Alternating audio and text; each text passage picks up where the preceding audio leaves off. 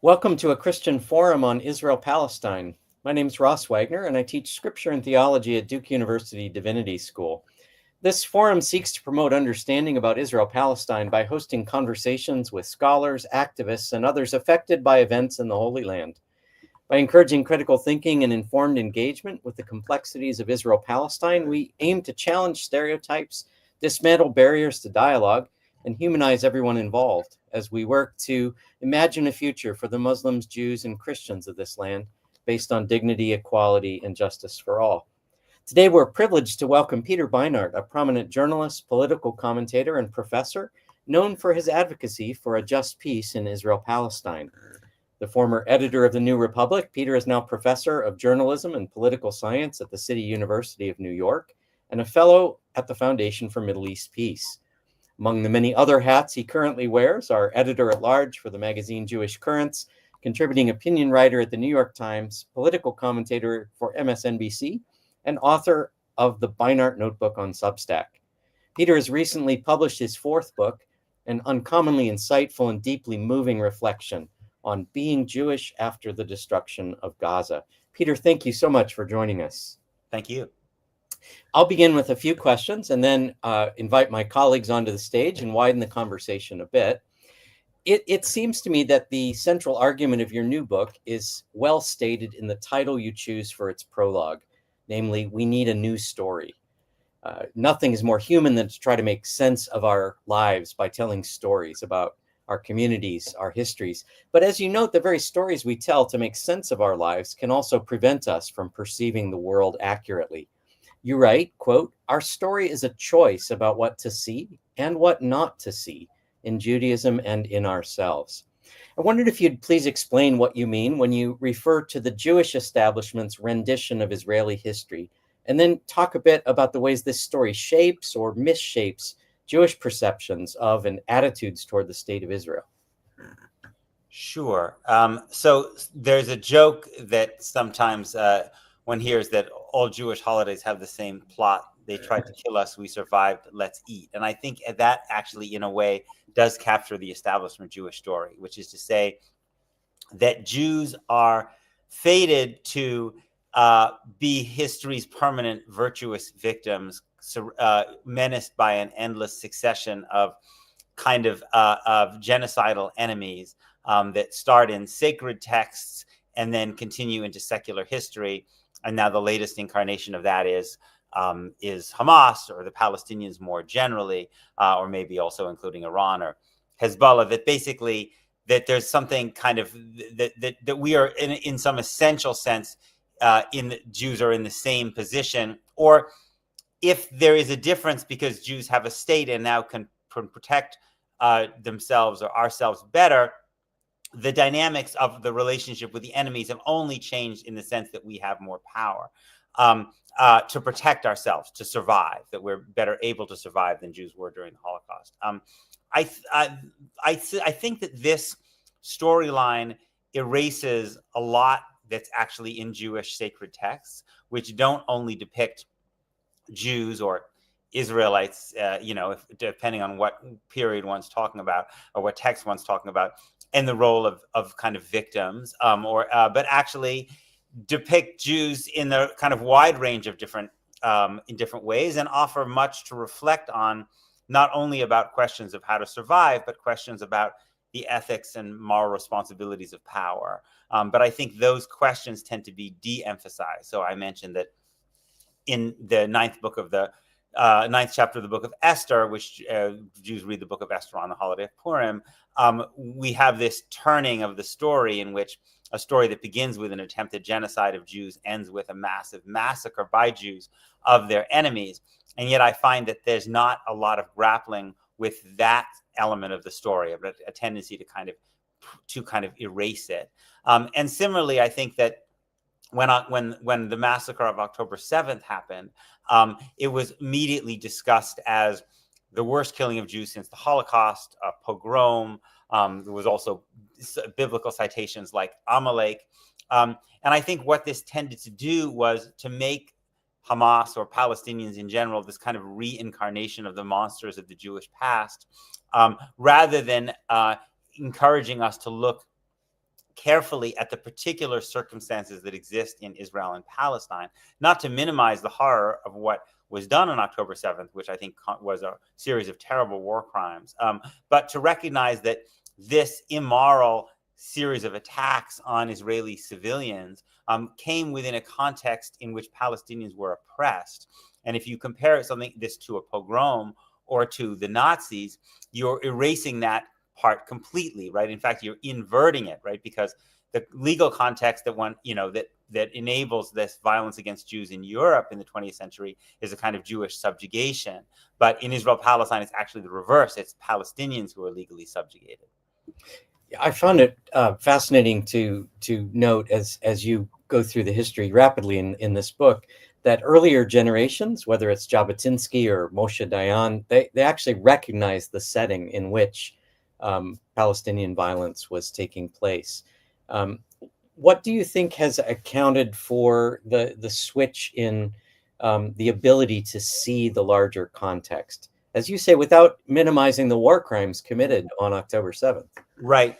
I mean, I think that people like Jabotinsky, and even to some degree later Dayan or others, were writing really in a colonial era, or certainly before the kind of full-throated emergence of the post-colonial era. So it was easier to say certain things that today are difficult to say in respectable company in the United States. So Jabotinsky, in his famous essay, The Iron Wall, basically says, look, of course the Palestinians are going to resist us. They're like the Native Americans. Any group of people are going to resist having another group of people come and kind of want to establish dominion over them. But we've got to win because, because Jews are persecuted, but also because Jews kind of are, as Europeans, are bringing a kind of modernity or kind of progress to this backward part of the world, which is a very classic, the way a lot of Europeans were thinking at that time.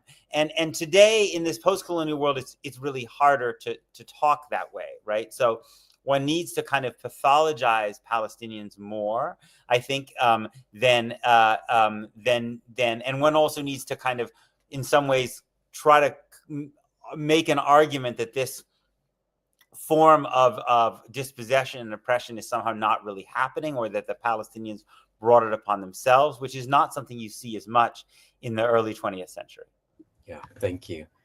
Yeah, as a Christian reading your book, I'm particularly intrigued by the way you draw on voices from within your own Jewish tradition to argue that many of your contemporaries have a theology of Jewish statehood that you identify as a form of idolatry.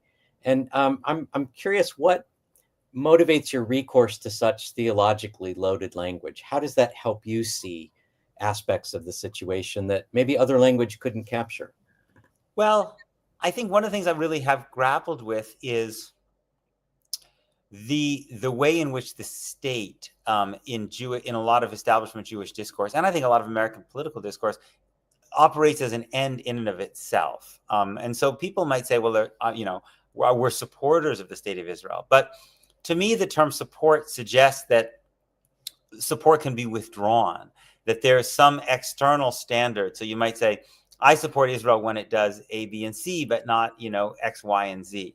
But that's not actually, I think, the way that organized American Jewish institutions like AIPAC or, others kind of treat Israel. What happens instead is actually that whatever Israel does, then these organizations come up with a post facto justification for, even if Israel is now doing the very things that we were arguing it would never do in the past. So, for instance, I think if you had said last fall that the Israeli prime minister and actually even his centrist political opponents would explicitly embrace the idea of mass expulsion of Palestinians from Gaza, then organized American Jewish leaders would have said that was a slander, that was outrageous that you would accuse Israel of that.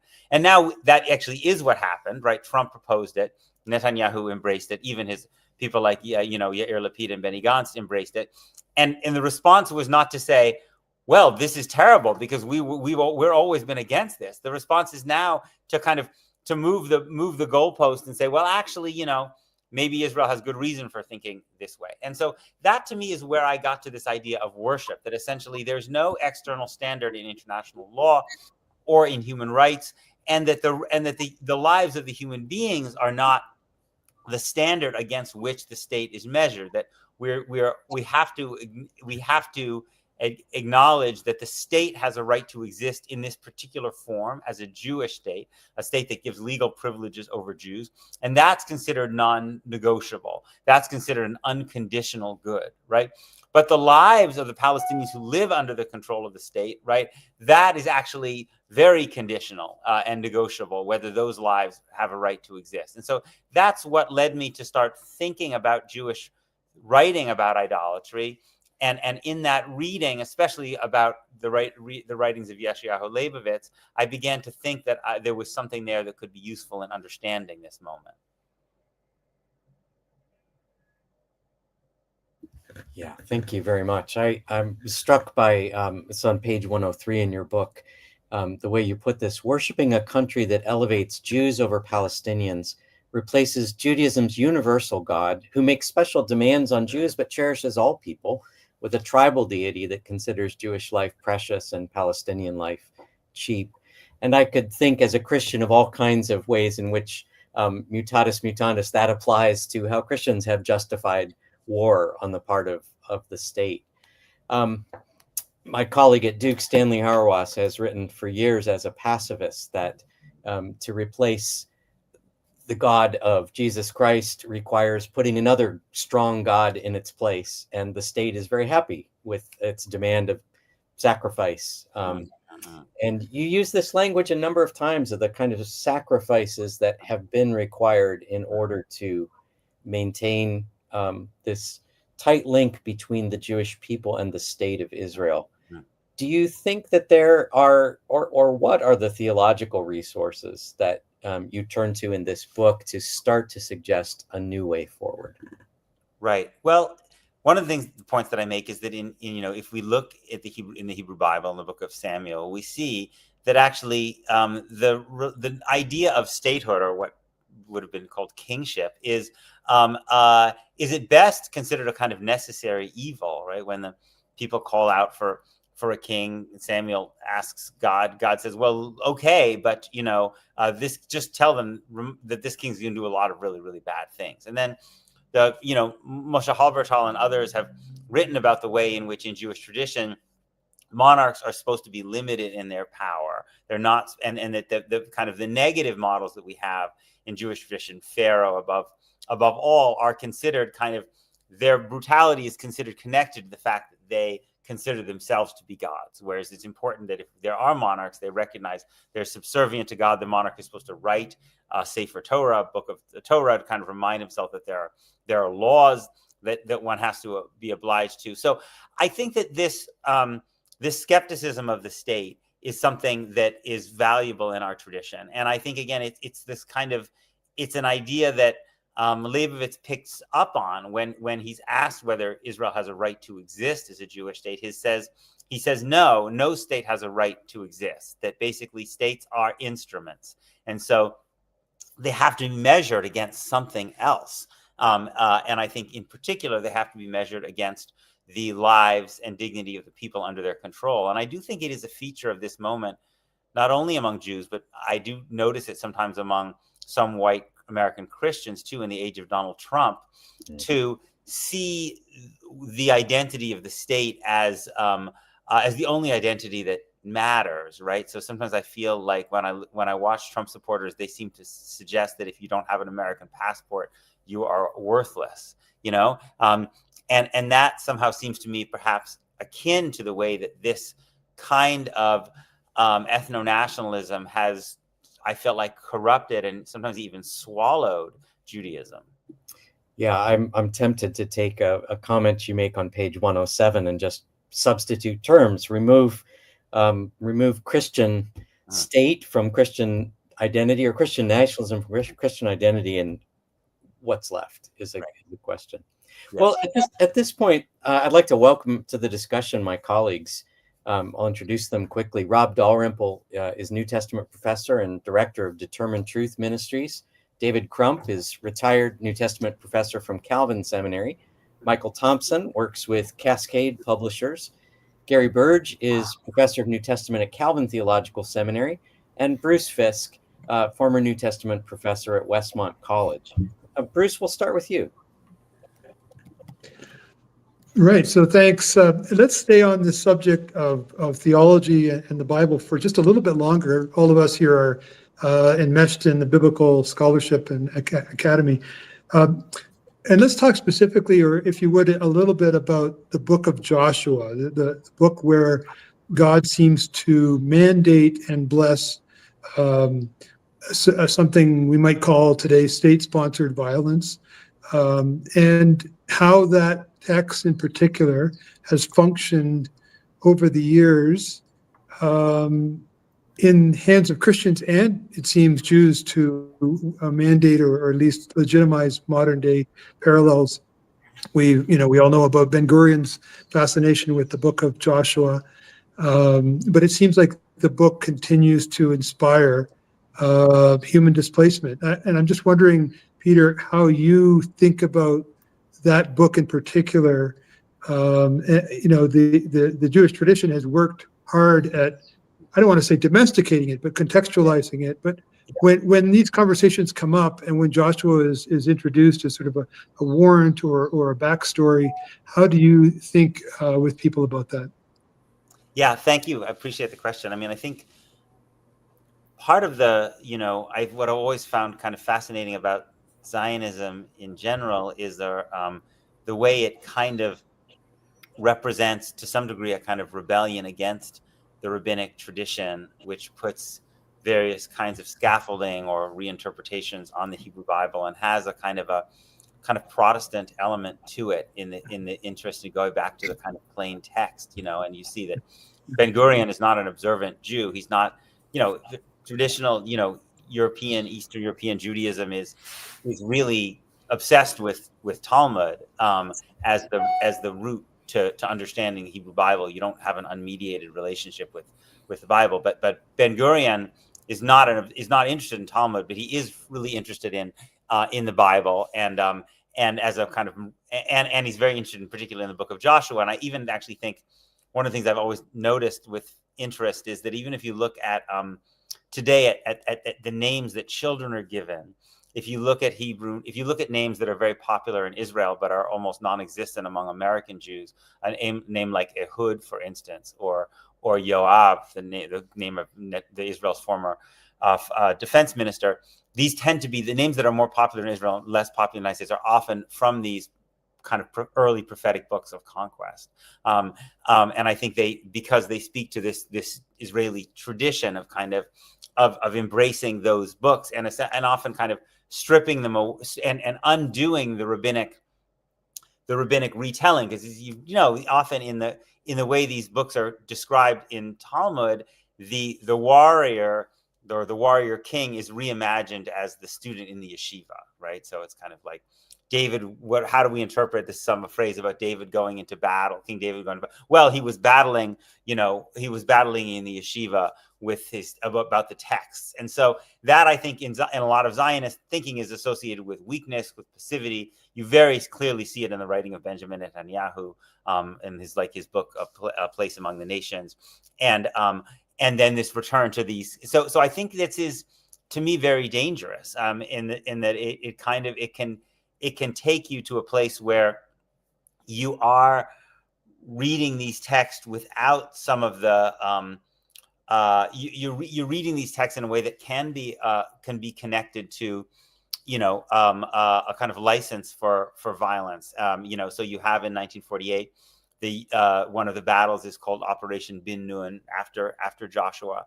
I think in American Jewish discourse, it's a bit different. I think American Jewish discourse, mainstream establishment American Jewish discourse, is kind of not the far right, but kind of like the centrist discourse. It's often kind of involved in a kind of translation of Israeli discourse into language that is more palatable inside the American mainstream. So for instance, I think what you tend to find in American Jewish establishment discourse is that things like the book of Joshua are just kind of ignored. So I mentioned in my book that the American Jewish Committee has this progression in which they basically say, that Abraham was in the land and then the Jews established kingdoms. It's like, okay, well, did anything happen in between? But I think that's because those stories of conquest in the American conversation are people are skittish about them because they could be seen to be playing into kind of the notion that this process of Jewish sovereignty involved violence and dispossession and might have done so again. So behind the story of Joshua, of course, is the Abrahamic covenant and the promises of both progeny and land, real estate. I'm wondering how often you encounter fellow Jews who want to appeal on that sort of biblical level to the Bible is our title deed kind of stuff, and how you respond to that. So you find that, I mean, that language is stronger when you move further right and when you move obviously more into the kind of religious and Orthodox world. Although it's funny, it does creep back. Chuck Schumer at a AIPAC speech a couple of years ago basically just said something like the Torah gives us this land, and but Palestinians, unfortunately for them, they don't believe in the Torah, which was a really bizarre thing for Schumer, who's a very secular Jew, to say. I think more often, I think in mainstream secular Jewish discourse, that the religious thing is de-emphasized a little bit, and it's kind of the kind of idea as well. Every country, every nation, every people has the right to a country. This is our country. And how could you deny the universal right of self-determination to Jews? I guess in terms of people who would say, well, God gave Jews the land, it seems to me that I think that one should dissociate the notion that there's a special holiness to the land from the notion of a state, right? I think traditional Judaism does believe that the land of Israel has a certain holiness. There are certain commandments that can only be done in the land. But first of all, that's true whether the land is under the control of the Romans, the Ottomans, the British Mandate, or even a future Palestine. It's the land, it's not the state, right? And the land is also not coterminous with the current state of Israel. So those mitzvot, agricultural mitzvot, for instance, could be done in southern Lebanon, which is considered part of the land. And I think, and if the land has a holiness, that holiness also suggests that, I mean, in some traditions within Judaism, that it's especially prone to being defiled, right? Which is to say, you don't have an unconditional right to control it, far from it, because it's essentially has some particular special relationship with God. You are particularly likely to be punished if you act on that land in a way that displeases God. Now, what displeases God is a complicated conversation and beyond my pay grade in many ways. But I would probably like to think that it has something to do with the way you treat other human beings. Peter, can I pick up on a theme that you touched on a while back? It was idolatry, and a lot of the things you're talking about now sounds like idolatry again coming up in the center of Judaism. You said that Zionism has almost swallowed Judaism. How has that played out in synagogues since you're in the United States? I've had a rabbi friend in the Reform tradition, Brent Rosen, who said, I think he lost his synagogue over this. So it's almost as if belief in Israel has been surpassed by belief in anything else. And that has posed a leadership problem for rabbis. I think it does. Yes. I mean, I think de facto, if you think that, what is the kind of thing that a rabbi could say that would get them to lose their job, they're probably going to be in more trouble if they say something that's very harshly critical of Israel or questions the legitimacy of the state than if they challenge things that, traditionally within Judaism would be considered obviously much, much more central, like the validity of Shabbat or of kashrut, or the idea that the Torah was given on Sinai. Now, again, that may be a little bit different if you're in the Reform movement than if you're an Orthodox rabbi. But right. I won't. I was told a story of a prominent rabbi who, after October 7th, on Friday night, so this is after Shabbat had begun, asked his congregants to turn on their phones in synagogue so they could text money to the federations to give money to Israel, which struck me as a really extraordinary example of this, right? I mean, that, that you're literally asking people to desecrate Shabbat in order so that they can do this act of this for the state. And I think that's, that's partly the result of secularization, which kind of leaves open this perhaps this space that then Israel kind of fills in. But I think it also means that a lot of rabbis, especially younger rabbis, self-censor in order to try to gain and maintain their job. There must be prophetic voices inside of the Jewish community that say, look, this is redefining Judaism in a way that could be detrimental to us in our future.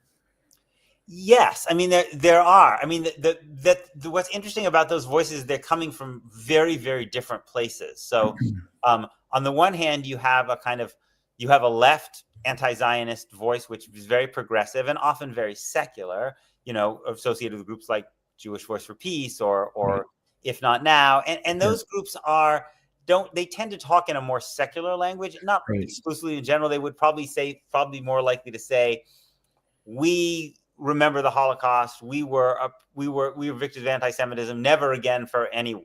Which is, I agree with, but is a more secular language rooted in Jewish history.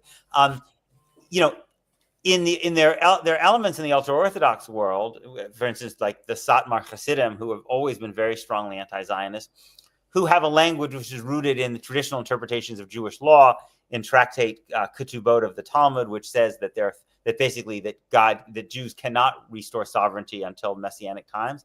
But those worlds are so separate from one another that they are almost like two completely different kinds of discourses. I think there are some people who trying to think about that. Brandt would be one, about a more religious language, but I would say it's not the dominant language in which Zionism tends to be critiqued in American Jewish life. Well, if I can, let me just take you off on another tangent, all right? But before I do that, let me just tell you that this book, I'm just going to put a pitch in here for your book because it was so great. It's rare for me to sit down on Saturday, get into a chair, open a book, and not get up until I'm finished. I appreciate that. Thank you. It is short. It is short, but it's just truly, it is something that really gets a hold of you. And all of us on this chat actually live inside of books. That's who we are. Here's my principal question, I guess, for you, Peter. And it's this week we have watched Mike Huckabee come before Congress, and apparently he's being interviewed for the ambassador role in Israel. Yeah. And here's a man who doesn't believe that Palestinians exist. He doesn't believe in Palestine. He doesn't want to say the words West Bank. He's Judaeo-Samaritan. So it brings up this whole question of Christian Zionism. So here you are as a Jew looking at this critically. Yeah. When you look at the American landscape, how do you make sense of Christian Zionism and a guy like Huckabee?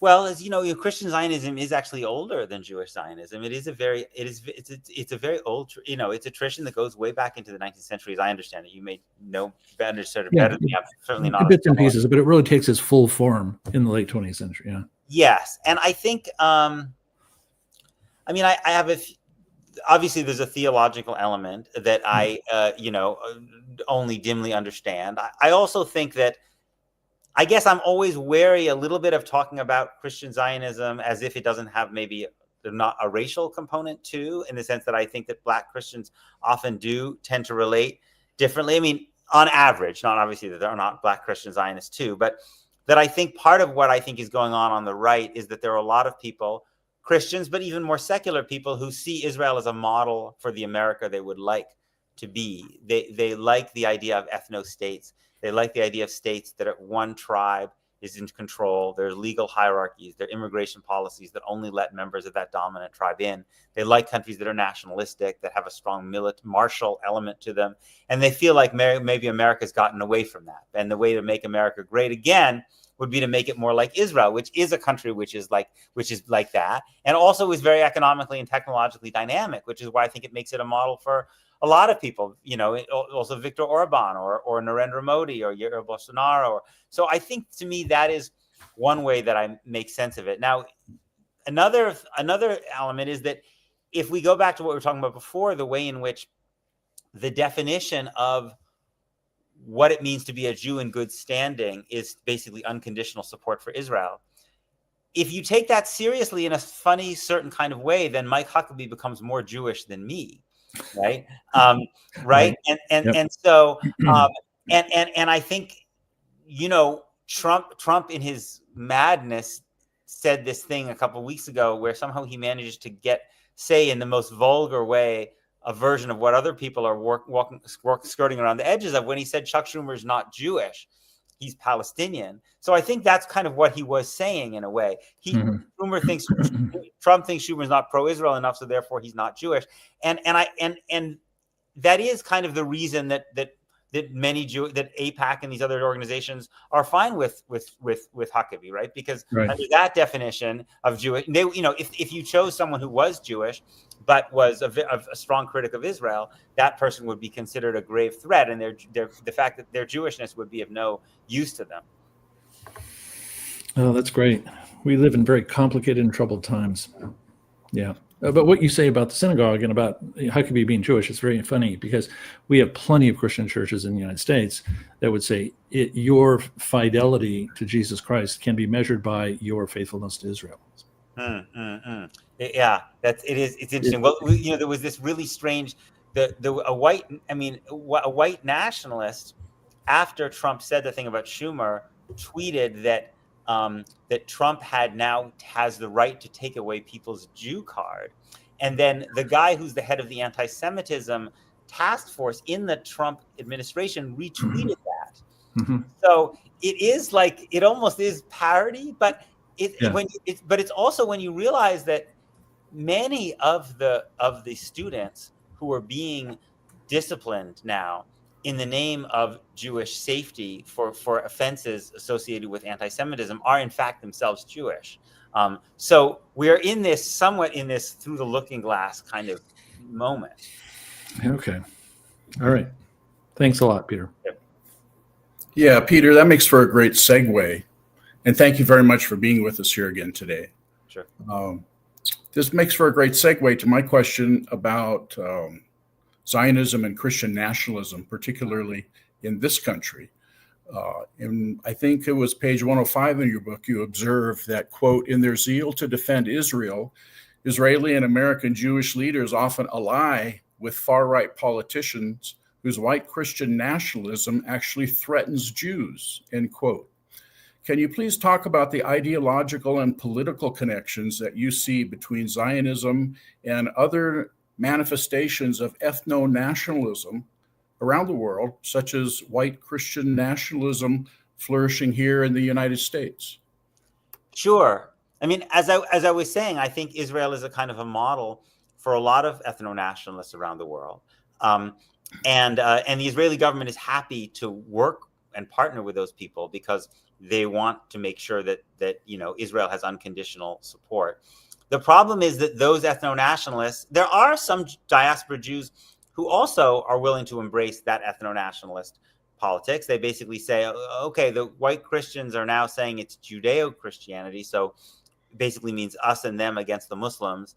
And besides those, immigrants or people who white nationalists don't like, they're probably anti-Israel, or so fine, we'll embrace. And there are lots of prominent Jews in the Trump orbit who I think essentially have expressed that perspective. And it's not even entirely new. I mean, my parents are South African. So one of the things that I knew about growing up was the Rivonia trial of 1964, when Mandela was imprisoned, was convicted. All of the white defendants at the Rivonia trial were Jews. They were communist Jews. But the prosecutor was also Jewish, and he was actually the president of an Orthodox synagogue in Johannesburg. And like Stephen Miller, that prosecutor, Percy Utar, saw Christian nationalism in this form, Afrikaner Christian nationalism, as something that would keep Jews safe.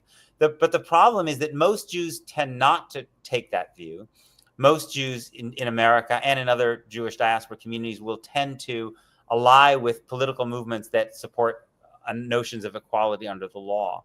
And that leads them into conflict with these Christian ethno-nationalist movements. And then they end up getting demonized by those Christian ethno-nationalist movements. So, George Soros, for instance, right? And then what happens sometimes is, I think, in the way that these Jews are talked about, you get these recycling of these anti-Semitic notions that the Jews are all powerful and the Jews are running everything, right? So like you have kind of this Pittsburgh shooter he gets radicalized by the idea that there's migrant caravans coming through. But then he sees that Jewish institutions are supporting refugee rights. And then he figures the Jews must be in charge of this whole effort because they run everything. And then he attacks this local synagogue because it's doing a refugee Shabbat. So I do think that this ethno-nationalism, although it has a lot of support from Israel, with white Christian ethno-nationalism, does actually endanger Jews because most Jews are its opponents. Yeah, thank you. I was not aware of that particular background to the synagogue shooting. That puts a very interesting twist on it, doesn't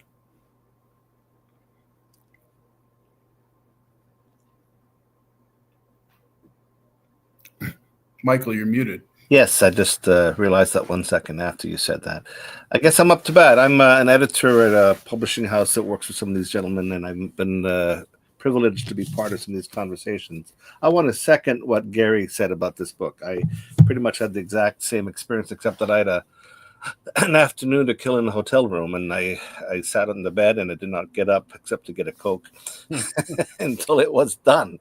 A great book, and I watched some of your other interviews, and this has been very, very helpful indeed, because we've been able to get into some of the kinds of questions that that are not seen in some of the other interviews as well. You've already touched on in this conversation on the split between anti-Semitism, anti-Zionism. You have a chapter on that in your book. Maybe we can go into that a little bit more. You charge that the Anti-Defamation League and other apologists for the Israeli state purposefully, intentionally conflate anti-Zionism with anti-Semitism. On page 91, you make that case. And that's to turn a conversation about the war, the curtain war and other endeavors, into a conversation about the motives of those who oppose Jews. So as Westerners, Western Christians and others, we acknowledge that, at least in the church deeply should acknowledge, doesn't always, that we are heirs to a long and shameful history of anti-Semitism. That was generated within our midst. This is a long, sordid story that continues to have, as you've already alluded to as well in this conversation, representatives today. First of all, what advice would you give to our communities, church communities of various kinds, maybe some of your fellow Jewish communities as well, specifically as we seek to oppose unjust actions done on the part of the state of Israel, but without at the same time slipping into language that and thought forms that become anti-Semitic? I've been in conversations that I've started to think, okay, this is great. We're criticizing the wrongs of Israel here, and then someone just tips a little too, a little bit. It's very subtle, and they may not be aware that they've done it. Help us out here. How can we have the right grammar for all this? Yeah, I mean, I guess the first thing I want to say is I think how laudable it is that people like yourself are so sensitive, want to be so sensitive and careful about this. I mean, gosh, can we imagine what it would be like if the people running the United States had that level of introspection about America's history of slavery and genocide and racism on this continent? It's not to be taken for granted, and I think it's really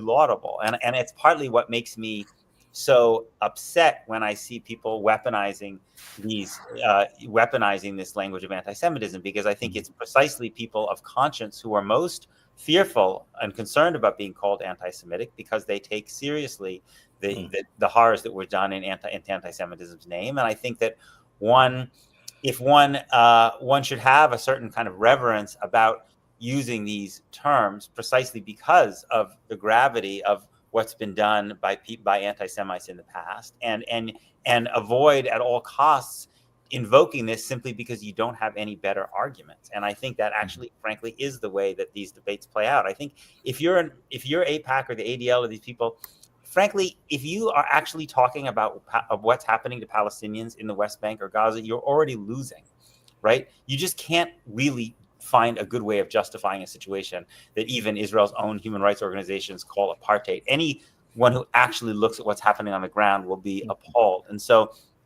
essentially your best move is to basically always turn the question to the motives of the people who are offering the criticism. And I guess I would say, for people who are in your shoes, I would say recognize that Jews are divided, just like Christians are divided, just like most communities are divided by people who have different sets of values. Jews are not really so different. Maybe we're smaller, but there are very strong divisions. And if you look at the polling we have, there was a poll that came out last year that found that 30% of American Jews think Israel is committing genocide in Gaza. And 45%, I think it was, said Israel is not. And then among younger American Jews, it was higher than 30%. So there's a division there. You know, it's not a division that Jewish organizations are going to want to admit, because their power comes from speaking from a supposed consensus position. But there's not a consensus, right?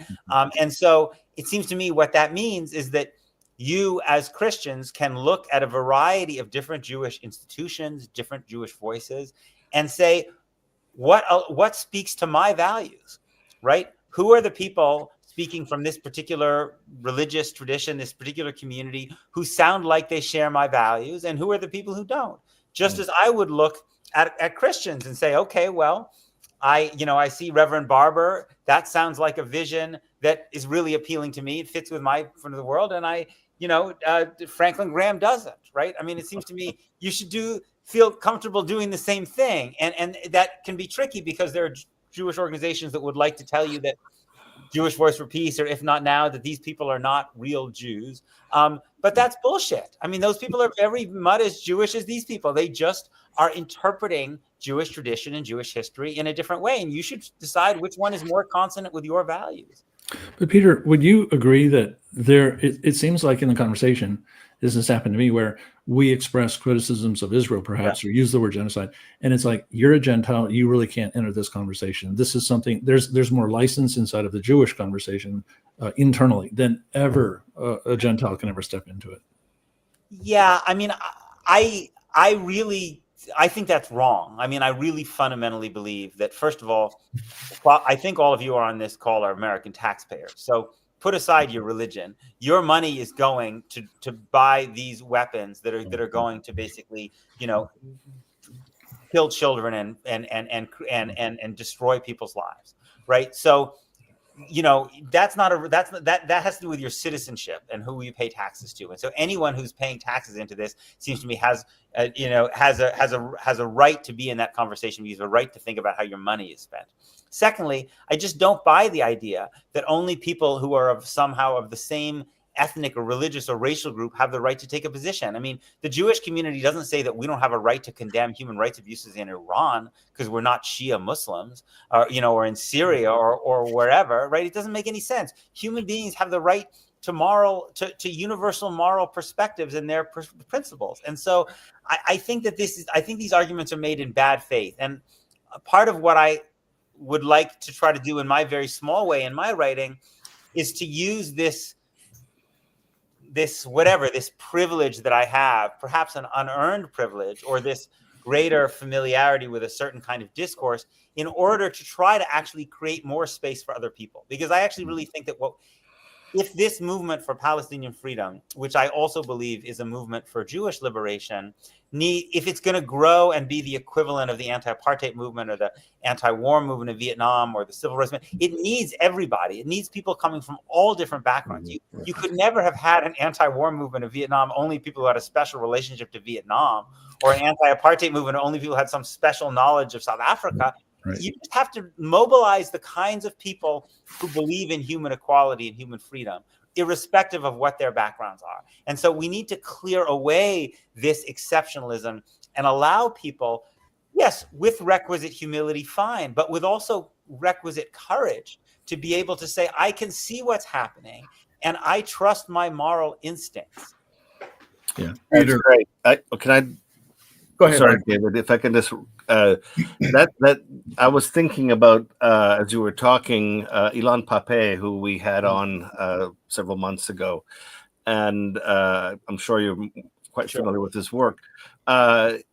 He's also, I'm not sure if he's a secular Jew, he may be, but he's also speaking from the Jewish community in a very different way. Right. He's a pretty rigorous historian.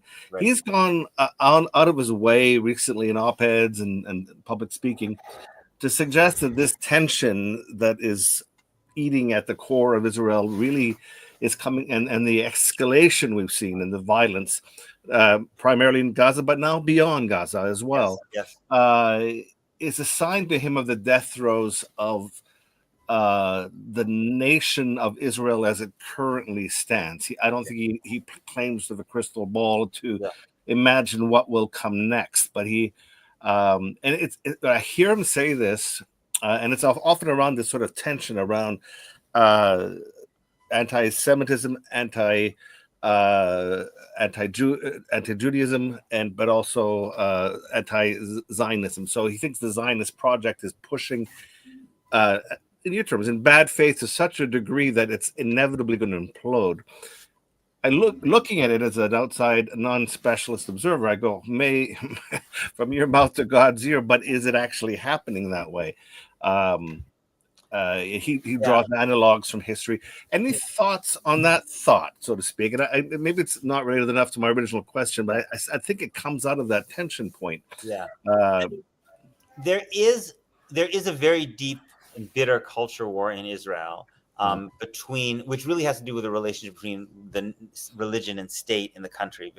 It's not really about the Palestinians, but it's about people who want Israel to be a secular, liberal country for Jews, and people who kind of have more of a, who kind of want it to be, have more religious coercion, and just just are opposed to liberal democracy, even for Jews, kind of have a more Trumpian vision of the state.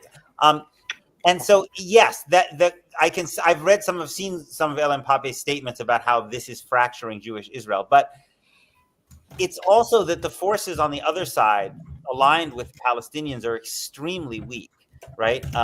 And so I think one can tell a very different story than Pape, which is a very grim story, but it's really the story of Israel moving along a process. It's funny in which, certain Americans on the right want America to be more like Israel, but there are a lot of, I think, in certain ways, certain kind of Israelis want Israel to be more like America, in the sense that they want Israel to achieve what America achieved in the 19th century, which is basically the destruction of the native population, such that it can't be a force for resistance, political or military.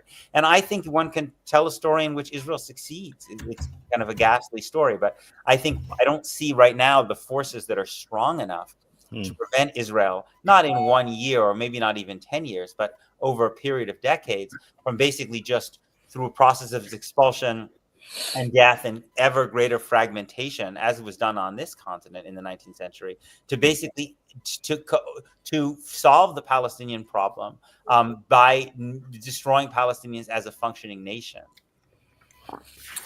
Hard to hear. Peter, we want to thank you so much for being with us. We want to respect your time and thank you again. We want to let everyone know that Christian Forum for Israel-Palestine has a YouTube channel.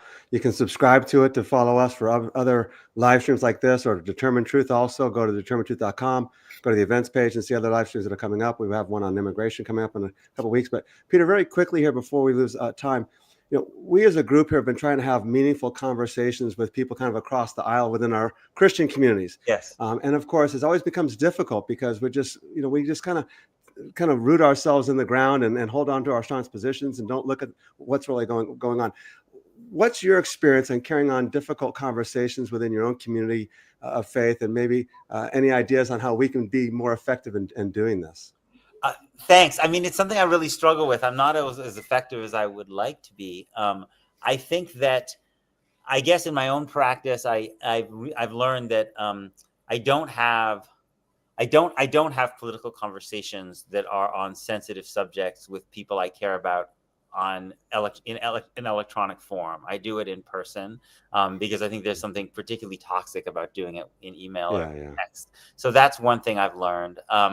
I also think that it is always useful to ask people, if you can, to try to maybe ask people about their lived experience or their family's lived experience, rather than going straight to their views, because sometimes understanding the set of experiences or the way they interpret those experiences can give you a greater sense of empathy and greater for the person, rather than immediately getting into a kind of a counterpoint about some fact that they're claiming is true.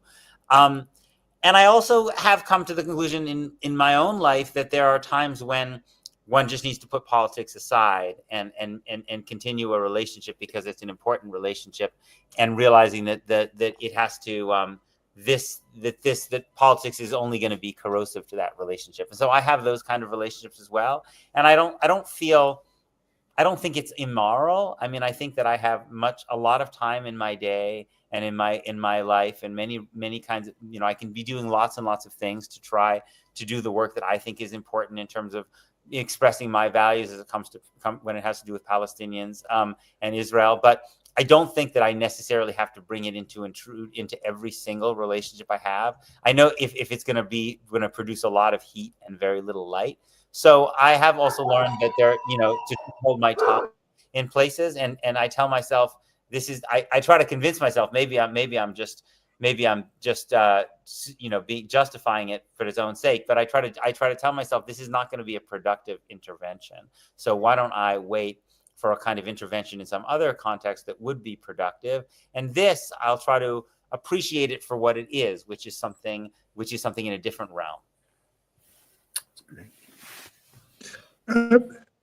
Peter, you've been on a lot of these calls. We've seen you on a number of them all over the map, and you must be exhausted. I'm wondering what you've learned in all of these conversations, or what has surprised you, or maybe dismayed you. But I think the book is doing quite well, and I'm just curious how you assess the impact of the book and how you felt about all the conversations you've had. Thank you. Well, the nice thing about being exhausted on a Friday afternoon is that Shabbat starts in 3 hours. So I get 25 hours of sort of some degree of relaxation, which I appreciate. I think that, the most gratifying thing to me has been that the response, especially by younger people who say that the book has been meaningful to them. And I think there is a lot of talent and energy and passion among younger American Jews.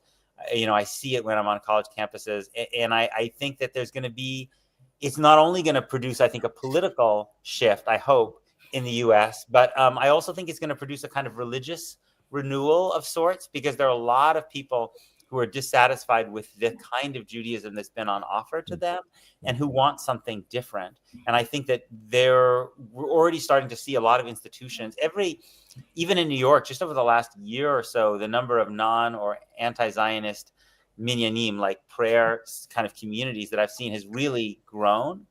So I think that gives me a sense of hope. I think what's frustrating sometimes to me is that I sometimes feel like the people who I want to read the book the most, who are people who see things differently, often tend to be the people who are least likely to read it. Maybe that's just always the way it is. It's always don't necessarily get invited to speak in those spaces very much.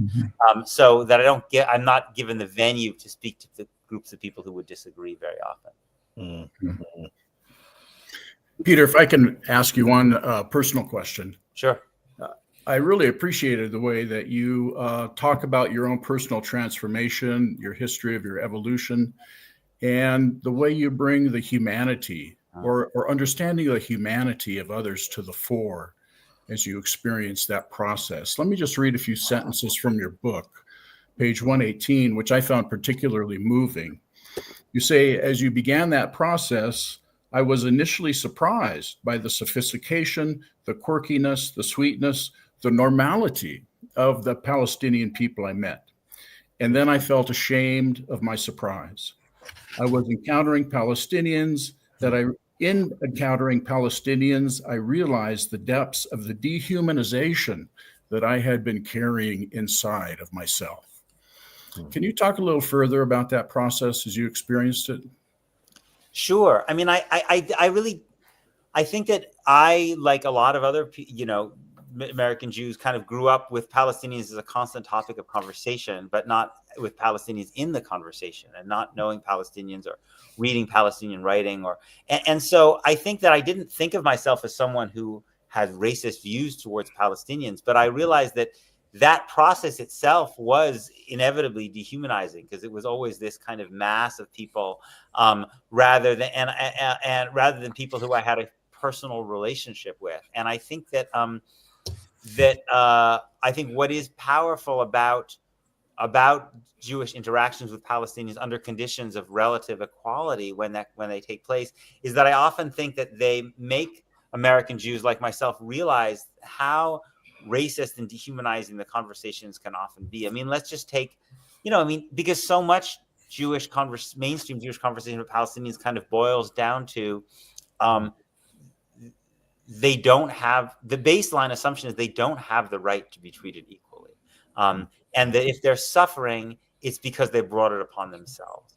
And these things are just commonplace, right? But these are really, really, really deeply dehumanizing kind of ways of talking about another group of people. And so I feel very grateful to have had that kind of experience of, I would say, feels to me kind of like an experience of liberation, to have been liberated from some of those kind of racist views. And I yearn for the day when our community as a whole will have that kind of liberation from this kind of racism. Yeah, thank you. Yeah, thank you. Peter, your comment about liberation reminds me that you end the book with a number of signs that there is hope even in Israel-Palestine.